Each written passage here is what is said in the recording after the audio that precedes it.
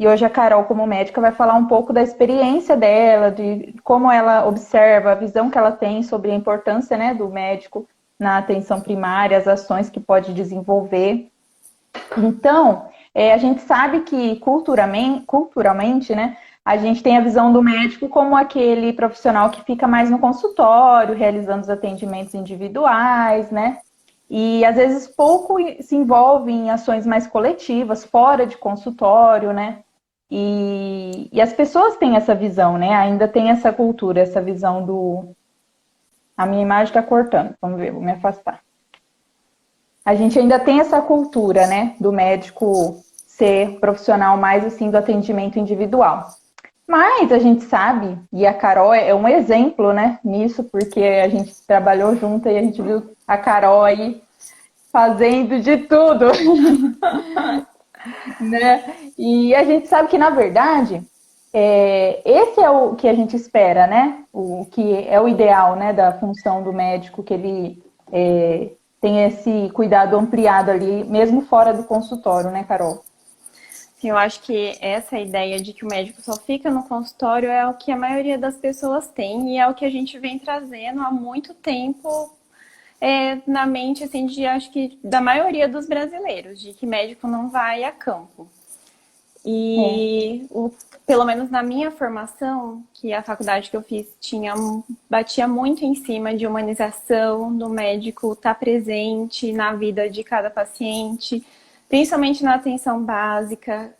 Eu sempre estudei pensando de como isso era importante. Sempre fui instruída a colocar isso em prática e não deixar isso só ficar no caderno.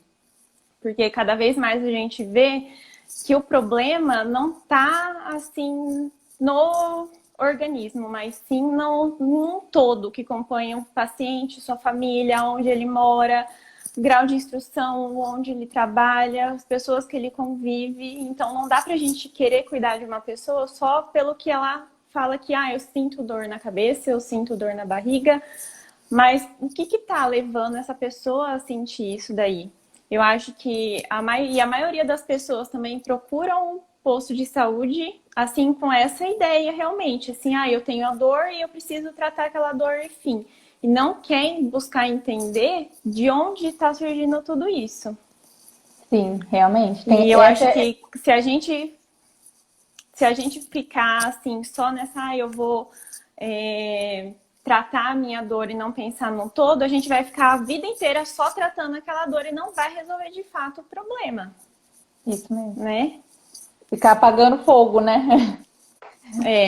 E não vai descobrir de onde está surgindo tudo isso. Onde eu for. E realmente acho que esse é um dos desafios que ainda encontra, né, Carol? Eu acho que todos os profissionais, mas eu acredito que você, como médica, por ter essa visão já instruída desde a faculdade, e ainda tem essa resistência, até às vezes dos colegas, mas principalmente da população, e entender essa atuação, né? Esse é um dos principais desafios que tem, né? De entender essa visão. Sim, eu acho que também, assim, não só da população, mas também dos gestores. Porque quando você fala assim, a gente precisa fazer um trabalho em grupo, a gente precisa fazer visita, só que a gente vai tirar uma manhã de atendimento, uma tarde de atendimento para fazer isso, as pessoas acham isso péssimo, porque elas querem ter todas as consultas do dia para preencherem todos os horários. E aí os gestores também falam, como que eu vou ficar deixando isso acontecer? E aí a população vai vir cobrar. Falta, assim, também entendimento para conseguir administrar toda essa demanda que vem. Assim, muitas vezes é uma demanda que precisa de mais cuidado emocional do que, de fato, orgânico, assim. Eu acho. E esse foi um dos desafios que a gente sempre enfrentou quando a gente trabalhava junto, né? Que, assim, a gente criava alguns grupos durante a semana e com isso a gente deixava de atender. Atender consultas marcadas, mas em contrapartida, nos grupos, tinha 20, 30 pessoas em cada grupo que a gente fazia, que acabava atendendo muito mais do que numa consulta, porque a gente dava assistência emocional, via medicação, passava orientação para casa, eu conversava com eles, e isso trazia também uma motivação para eles mudarem seus hábitos em casa, aderirem melhor à medicação, melhorarem os exames, interagir com outras pessoas também, que isso fazia muita diferença também, porque a maioria dessas pessoas, muitas delas não saem de casa, não têm contato com outras pessoas, e no grupo elas conversavam, elas se distraíam também. Sim. Cuidava ali de uma forma tão integral, né? Igual a gente sempre bate na Sim. tecla, né? Não ficava só aquele atendimento físico ali, clínico mesmo, só do corpo, pensando só numa doença. E eu acho também que, assim, não só fazer isso de forma assim, e só o médico fala. Eu acho que igual a gente fazia é o ideal, que assim, cada semana um profissional fazia uma atividade, deixava tarefas para fazer para o próximo encontro, como melhorar a alimentação, começar a fazer alguma atividade física, para tentar melhorar os exames, aderir melhor ao tratamento. Eu acho que isso fazia uma diferença muito grande, até na melhora dos resultados de cada um, assim. Por mais que a consulta não seja individual, melhorava muito depois de 6 meses, quando a gente ia repetir os exames. Isso, assim, era notável a diferença na maioria deles. Porque lógico que tem muita gente assim que vai esperar que você dê um remédio milagroso que mude toda a vida dela. E a gente sabe que isso não vai acontecer, que a gente precisa fazer com que as pessoas adotem para si a autorresponsabilidade e o autocuidado, e não ficar depositando isso em outras pessoas, no fisioterapeuta, ou no farmacêutico, no psicólogo, principalmente, que acha que só de você ir vai resolver todos os problemas. Resolver tudo. E a gente sabe que não é dessa forma. E assim, cada um encarar o seu... Não, eu tenho isso, então eu preciso me cuidar, eu preciso usar minhas medicações, eu preciso fazer atividade física, eu preciso repetir os meus exames com frequência também. Eu não posso eu descobrir que eu sou diabético e eu faço um exame e nunca mais faço na minha vida e fico usando os mesmos remédios para o resto da vida. A gente sabe que esse tipo de ação não funciona. E a gente fazendo esses grupos é uma melhora de tudo acontece, assim. E o que eu tenho visto também é que cada vez mais, não só para hipertenso e diabético, mas para pacientes de saúde mental. Mas as pessoas precisam entender que saúde mental não é quem tem doença, que é assim, os loucos, que todo mundo fala que isso não existe, né? Mas todo mundo imagina que seja isso quando você fala de saúde mental. Sim. Mas não, aquela pessoa que está em crise de ansiedade, que tem depressão. Então a gente precisa cuidar de tudo isso. E tem muitas dessas pessoas que usam remédios há muito tempo, que a gente sabe que o volume dessas pessoas está aumentando e elas não passam em consulta, fica só renovando receita e assim, muitas vezes param de usar o medicamento e continua pegando receita e vai acumulando remédio em casa, não usa corretamente. E isso também vai onerando o orçamento dos gestores também. Com Porque certeza. você está gastando com medicamento, a pessoa não está usando, está vendendo, está vencendo na casa das pessoas, sem fazer uso, e essa pessoa não está tendo um atendimento adequado. Então, eu acho que é fundamental fazer esse tipo de grupo também com as pessoas que usam medicamento que são controlados, para a gente sempre estar fazendo uma renovação para ver o que está usando, se está usando do jeito certo, se está fazendo um acompanhamento de perto. E a gente sabe também que a maioria desses remédios, eles influenciam em função de fígado, função do rim. Então, não é só remédio que vai ajudar na depressão, na ansiedade, em epilepsia. Não, ele pode fazer um efeito que em outras partes do organismo que também precisam de atenção. Então, eu acho que isso daí a gente consegue fazer bem nos grupos, porque as pessoas conseguem... No primeiro encontro, todo mundo vai mais tímido, mas no segundo, todo mundo começa a se soltar um pouco mais, vai vendo que um ou outro vai fazendo pergunta, começa a interagir mais, e isso vai melhorando, assim, consideravelmente o resultado de todo mundo. E também evitando desperdício de medicamentos também. A Carol falou, nossa, a Carol falou as palavras perfeitas, né? A gente observa várias coisas, porque é uma questão, se a gente colocar realmente para analisar tudo, são muitos pontos positivos, né? Todo mundo ganha com esse olhar humanizado, esse cuidado integral, incluindo nessas ações em grupos, né? Em ações coletivas. Com Enquanto certeza. às vezes muitos têm a visão que você está perdendo porque não estará atendendo um paciente individualmente num consultório, olha o tanto de benefício que a gente está tendo, né? Com Vários são certeza. atendidos ali no mesmo horário, várias outras questões vão ser resolvidas, você está prevenindo outras complicações a partir daquele tema que você abordou naquele grupo.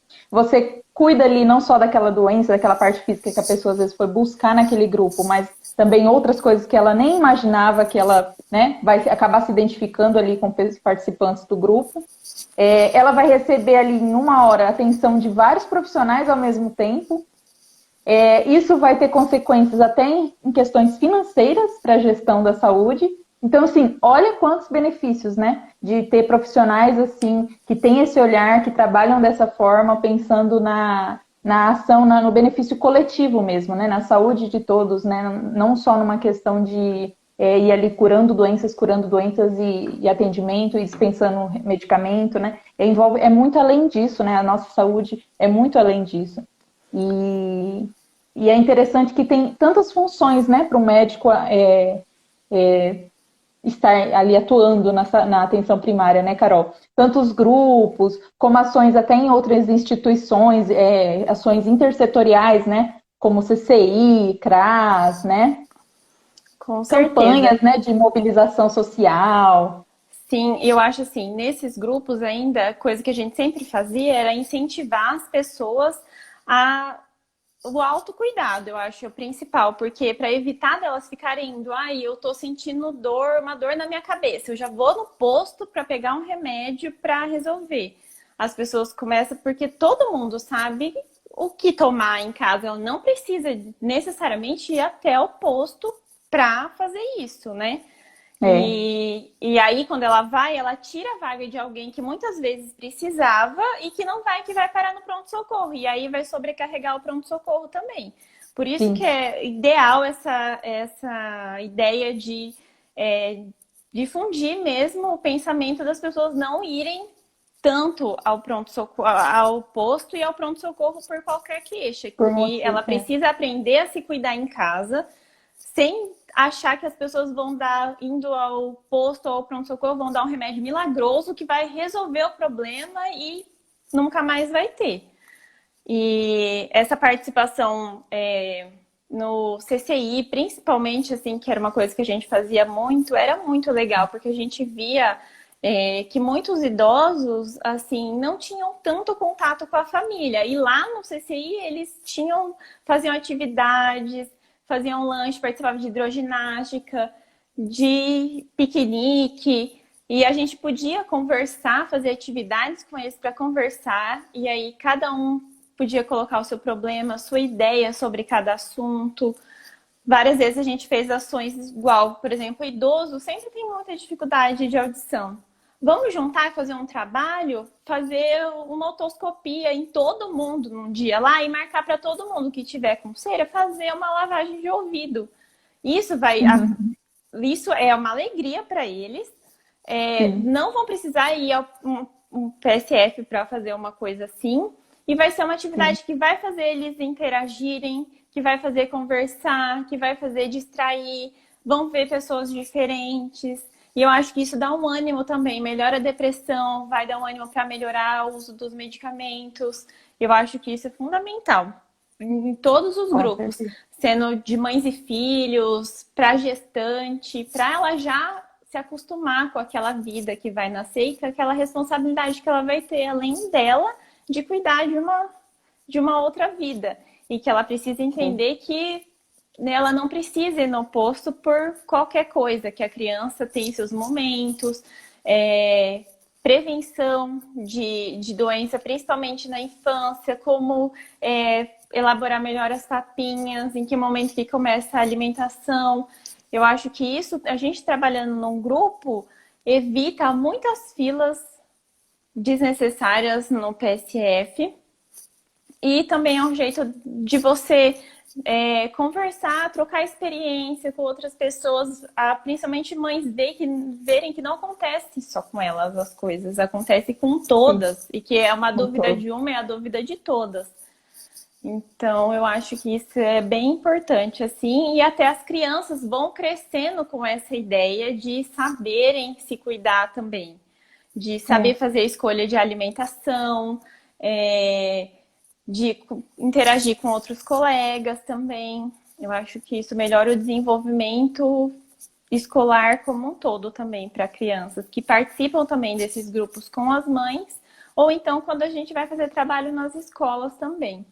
Sim, nas escolas também, né? Muitas ações que o médico pode estar ali atuando, que é de extrema importância, né? Porque, principalmente porque a gente sabe que as crianças, elas aprendem muito rápido as coisas, elas gravam muito, e elas têm um poder incrível de reproduzir isso para a família, né? Para os pais. Então, é um outro meio da gente educar a população, por meio dos pequenos. Sim, isso é fundamental, porque igual quando a gente incentiva a criança a fazer atividade física, tudo a gente sempre fala, chama o pai, chama a mãe, porque é o momento também dela interagir com a família, porque muitos pais trabalham o dia inteiro, a criança passa o dia inteiro na escola e não chega no final do dia, chama o papai e a mamãe para passear, para levar no parquinho, para brincar. É o momento dos pais fazerem atividade física também junto com os filhos e é o momento deles conversarem, deles trocarem ideias, saber como foi o dia um do outro. E eu acho Sim. isso muda a vida da criança e muda a vida da família também, como um todo. Porque eu vejo também que muitas mães, assim, chegam falando assim, ai, meu filho não aprende, meu filho só quer ficar no celular. Mas também por que que ele tá tendo essa defasagem de aprendizagem na escola?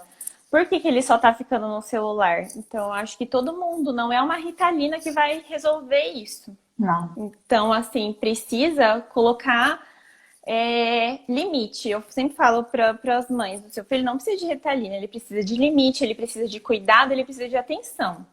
Ele precisa de você pegar na mão dele e fazer mudar a rotina dele também. E eu acho Incrível, que né? isso funciona. Não é só da boca para fora. Você pega e você vai Sim. insistindo. Tem uma hora que você insiste tanto que a pessoa começa a fazer e ela vê que dá resultado e ela volta Tá. e fala assim, olha, melhorou minha relação com meu filho, ou então quem tem artrose, artrite, que fala que só fica deitada, não consegue sair. E aí você insiste em fazer atividade física, em melhorar, que vai doer no começo, mas tende a melhorar. Ela volta depois de 2, 3 meses e fala, nossa, no começo doeu muito, mas depois foi melhorando. E vale a Uhum. pena você insistir. Eu sempre acho assim, não dá pra você... Porque se o paciente vê que você não tá nem aí, que você tá falando da boca pra fora, que você não tá com ele não vai querer fazer o que você tá falando. Ele vai Sim. desconsiderar tudo. Mas se ele vê que você tá empenhado, que você tá querendo ajudar ele pra melhorar, pra ele também sair dessa situação que, como é que ele fala, de ficar indo no poço, de ficar com dor o tempo inteiro, ele vai juntar com você e vai fazer o que você falar. E vai ter resultado. Eu já vi muitas pessoas assim que viviam no anti-inflamatório por conta de artrose, hernia de disco, tudo. E aí que você ficou insistindo bastante, fez a fisioterapia, começou a fazer caminhada, começou a fazer hidroginástica e melhorou. Toma, Uhum. assim, quando tá em crise e que se conscientizaram que não é por qualquer dor que vai tomar um anti-inflamatório também, que vai tentar segurar ao Sim. máximo. Isso.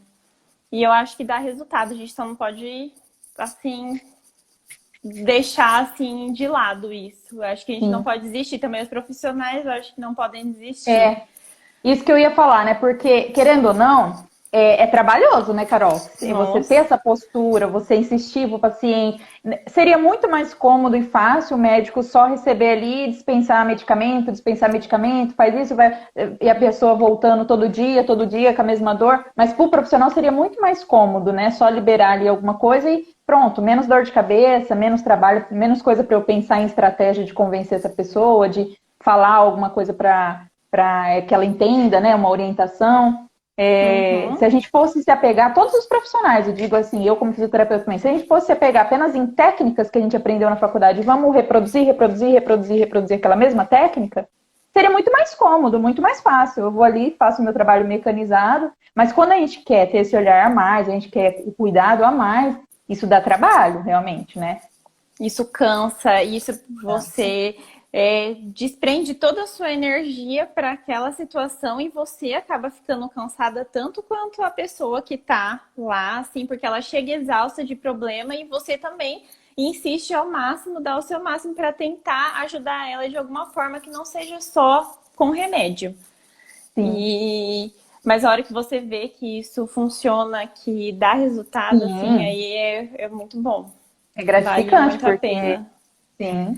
É aí que a gente vê, né, onde está o nosso propósito dentro da saúde, né, como profissional, que realmente a gente tem que estar fazendo, tem que estar provocando mudanças, né? Só que as mudanças sempre são desconfortáveis, sempre geram um pouco de desafio maior, né, um esforço maior das duas partes, tanto do profissional quanto do paciente, porque também não é tão simples da noite para o dia você ter uma cultura ali que eu vou ali, passo, recebo medicamento, eu vou lá na nutricionista, pego uma receita e tudo vai se resolver, né? Aquela mentalidade que vem carregando aí há anos. E agora a gente fica insistindo, os novos profissionais aí, né? A gente está realmente evoluindo e vendo os estudos e vendo que tem resultado, que não é assim, que precisa a pessoa estar sempre envolvida na questão de saúde dela, até porque a saúde é dela, né? Então a gente fica Sim. insistindo nessa questão do autocuidado, responsabilidade pela sua saúde, você tem que mudar seus hábitos, você tem que fazer isso. E é cansativo também ouvir sempre isso, você tem que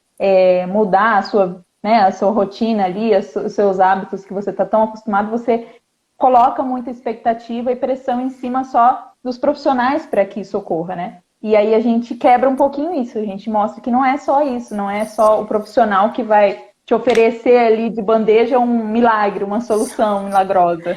Que é o que a maioria chega querendo, né? Um Chega milagre. querendo um Se milagre. fosse tão fácil assim, né? A gente nem existiria.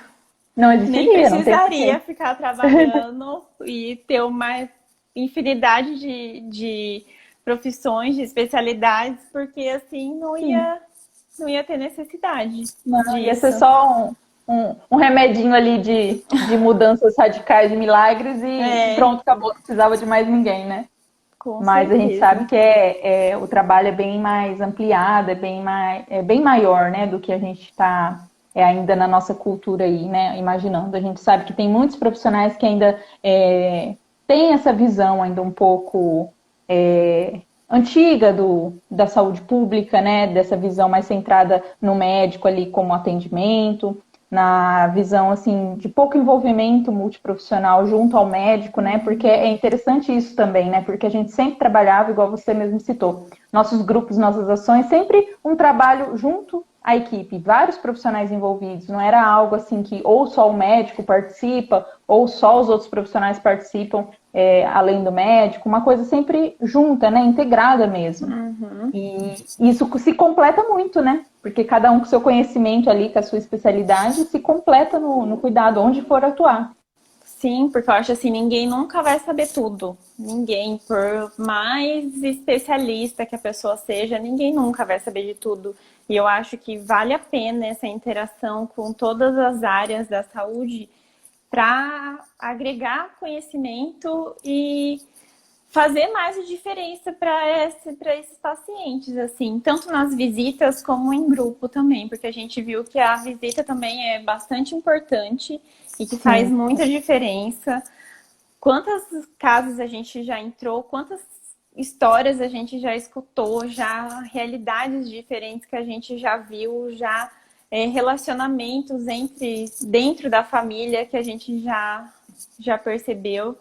Eu acho que todo mundo ganha fazendo isso, assim, e você entrando dentro da casa da pessoa, você consegue perceber aonde mais está precisando de atenção naquele núcleo familiar, assim, por que a coisa não está indo? Por que o resultado não está acontecendo? Sendo que a pessoa diz que faz tudo, que tem tudo, alguma coisa está interferindo lá dentro. E fazendo a visita que a gente tem mais chance de entender por que não está surgindo o resultado que deveria, sendo que a pessoa diz que está fazendo tudo. algo que Então, você não vai conseguir descobrir dentro do não, consultório, né? não, só fazendo Realmente. visita mesmo. É. Então, eu Você acho que entra as na pessoas também realidade, você tinham vê que realmente. ter.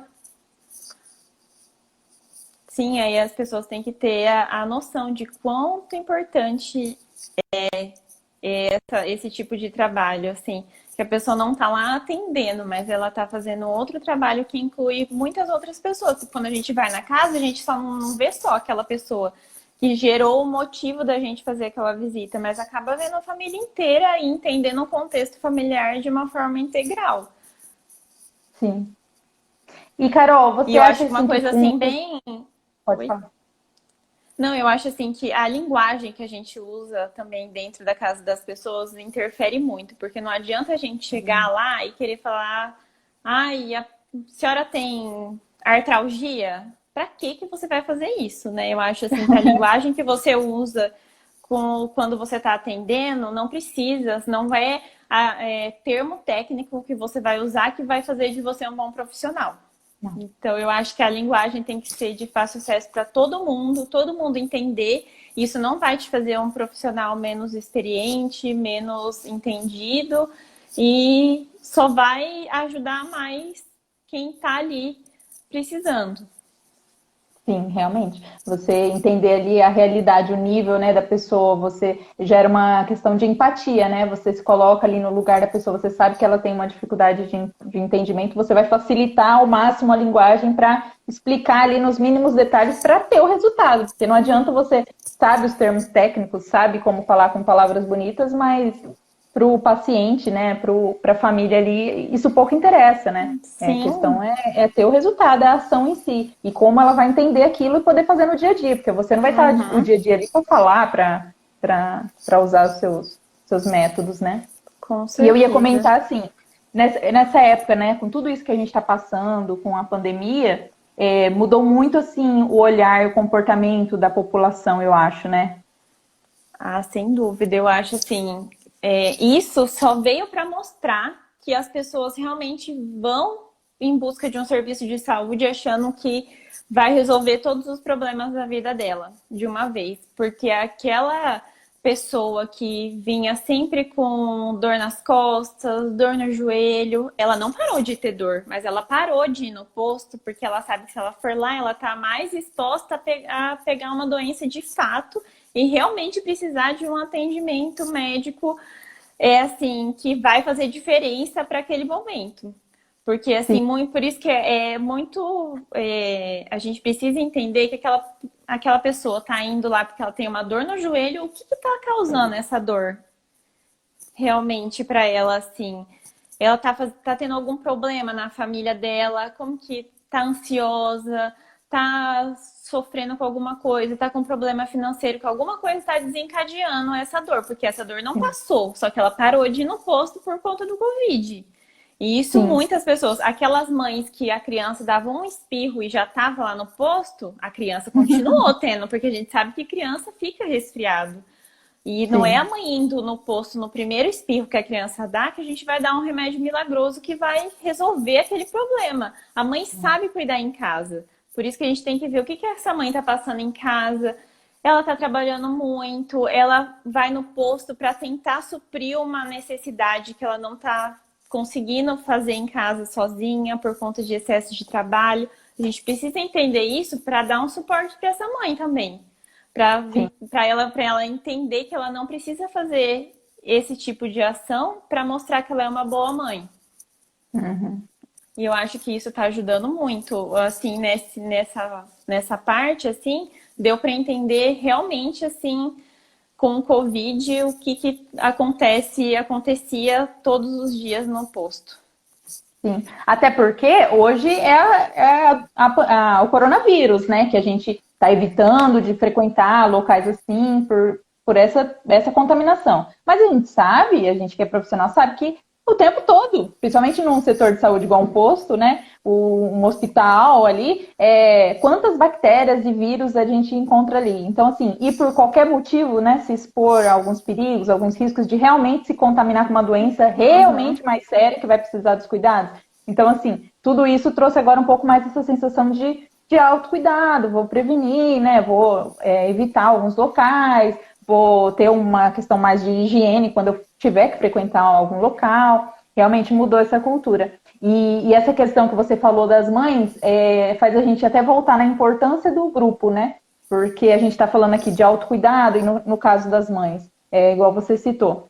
A mãe sabe cuidar do seu filho em casa. E realmente, por isso que é tão bom quando a gente tem um grupo que acolhe, né, as mães, que desde os primeiros ali momentos de pós-parto, você instrui essa mãe aos cuidados básicos, de identificar o que realmente é uma febre, se espirrou, se está com tosse. Alguns cuidados ali básicos para a mãe, a qualquer coisa, não correr para um local e expor seu filho a outros perigos, né?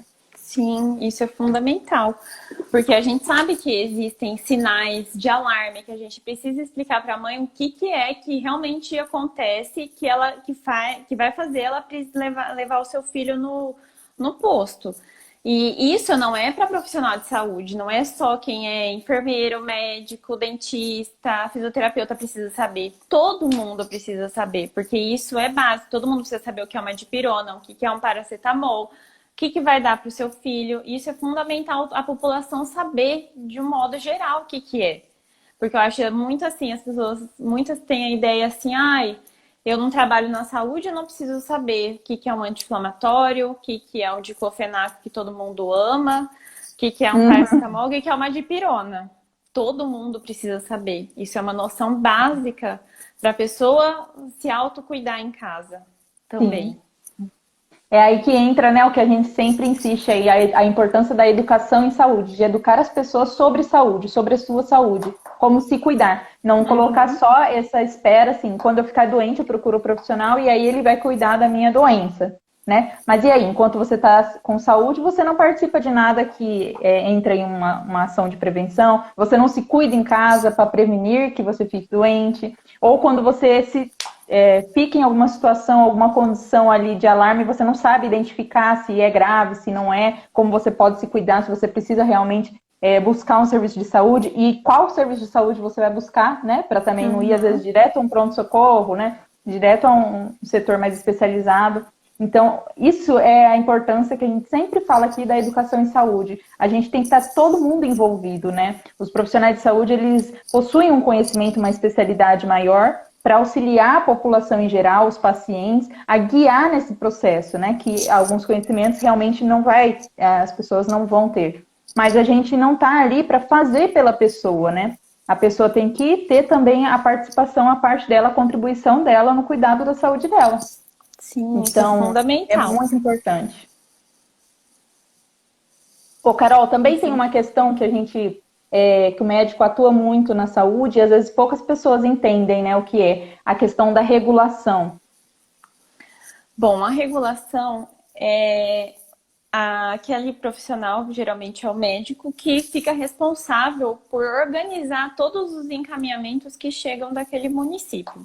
Todo município tem o seu médico regulador que faz esse papel, porque em toda consulta, em grupo, a gente acaba encaminhando para vascular, oftalmo, ortopedista, nefrologista, e esses encaminhamentos vão indo para um lugar só que é de responsabilidade do médico regulador separar esses encaminhamentos e, de acordo com a história que está escrita lá no encaminhamento, ele vai entender, perceber se aquele caso é prioridade ou se ele pode esperar mais um pouquinho, se tem casos que são mais sérios, que precisam de um atendimento mais rápido, de um especialista.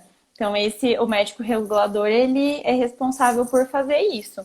Por isso que esse profissional, esse médico que vai fazer a regulação, é muito importante que ele tenha contato com com todos os outros médicos que atuam no PSF. Porque se, por exemplo, tem um caso importante no médico em algum posto, esse médico entra em contato com o regulador para adiantar esse encaminhamento, para ver se o que a gente consegue em até dias para conseguir o encaminhamento ou uma tomografia, porque vem uma alteração sugestiva de câncer e aquilo lá não pode esperar. E aí precisa ter essa conversa entre essas duas partes. É muito importante, porque isso, quando tem assim algum lugar que tem muitos encaminhamentos de muitos anos que não foram para frente, o regulador pode entrar em contato com esse paciente para ver se ele ainda está com essa queixa, se ele não passou em algum médico particular, o que aconteceu com ele, para ver se ele vai ficar na fila mesmo, ou então se a gente pode ceder o lugar para outra pessoa. E isso é muito importante porque vai fazendo a fila dos encaminhamentos andarem E vai ajudando a sim. população também a atender os que são de maior prioridade. Maior prioridade. Incrível, né? Muitas pessoas não têm noção dessa atuação também do médico, né? De como isso é importante. Porque a gente sabe que muitas pessoas criticam, né, as esperas, né, na saúde pública, criticam muito esse andamento, mas como há um trabalho por trás disso, né, para identificar, porque são muitos casos, muitas pessoas, prioridades, a gente requer realmente um estudo, uma classificação, e o médico ali, regulador, atua nessa função dentro da unidade ali de saúde que ele atua. Como é importante isso, né? E aí entra ele conhecer tão bem a sua população para saber também isso, que facilita muito essa regulação e o andamento de casos mais graves para ter uma resolutividade maior e mais rápida, né? O médico conhece ali já a sua comunidade ali, né, que atua. Sim, e isso pode acontecer até em cidades grandes, não é só, porque tem muita gente que fala, ai, só isso só acontece e pode acontecer em cidade pequena, mas em cidade grande não. E que não é verdade, que isso a gestão precisa promover essa interação do médico regulador com o médico do PSF para esse processo andar de forma mais resolutiva, para Sim, atender o maior número de demanda com o menor tempo possível. sim. Muito bem. É isso. Mais alguma consideração, Carol? Acho que não. Acho que falamos os Abordamos pontos tudo no nosso principais. papo.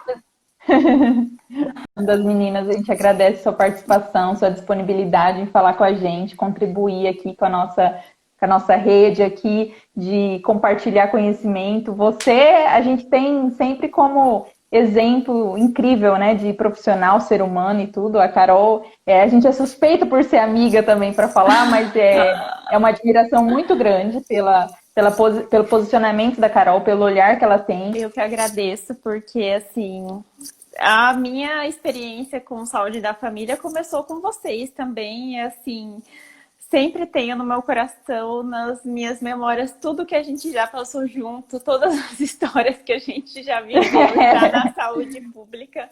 E cada vez mais sucesso para vocês, que essa empresa tem tudo, integrado tem tudo para dar certo, para ser cada vez mais sucesso, porque vocês são demais, assim, tudo que vocês fazem, assim. E que Deus continue abençoando o caminho de vocês e a gente sempre vai estar aí junto em todos os momentos. Gente, obrigada. Obrigada, meninas. Um beijo, pessoal. Beijo. Obrigada pela atenção.